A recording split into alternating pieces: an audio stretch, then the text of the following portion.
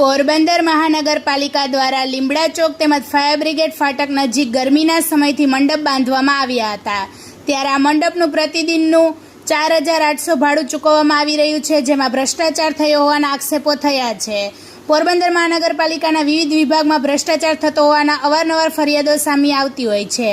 વિવિધ વિભાગ દ્વારા અલગ અલગ કામગીરી અલગ અલગ રીતે કરવામાં મારફતે ભ્રષ્ટાચાર કરતા હોવાની ઘટનાઓ સામે આવતી હોય છે, ત્યારે મહાનગરપાલિકા દ્વારા કરવામાં આવેલ ભ્રષ્ટાચારની વધુ એક ઘટના સામે આવી હતી। પોરબંદર શહેરના લીમડા ચોક તેમજ ફાયર બ્રિગેડ ફાટક અવારનવાર બંધ થતું હોવાથી ત્યાં ઉગતા વાહન ચાલકોને ગરમી ન લાગે તે માટે મહાનગરપાલિકા દ્વારા બંને જગ્યા પર મંડપ બાંધવા આદેશ આપતા બંને જગ્યા પર મંડપને બદલે નેટની જાળી બાંધી છાંયડો કરવામાં આવ્યો હતો, પરંતુ આ બંને જગ્યા પર બાંધવામાં આવેલ નેટના મંડપના રોજના 4800 રૂપિયા ભાડું ચૂકવવામાં આવી રહ્યું છે।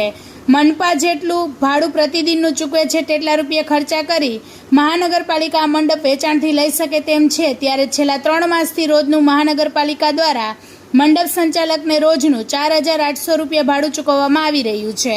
રિપોર્ટર સિદ્ધાર્થ બુદ્ધદેવ, પોરબંદર। વધુ સમાચાર જોવા માટે અમારી યુટ્યુબ ચેનલને સબસ્ક્રાઇબ કરો અને અમારા ફેસબુક પેજ અને ઇન્સ્ટાગ્રામ પેજને ફોલો કરો।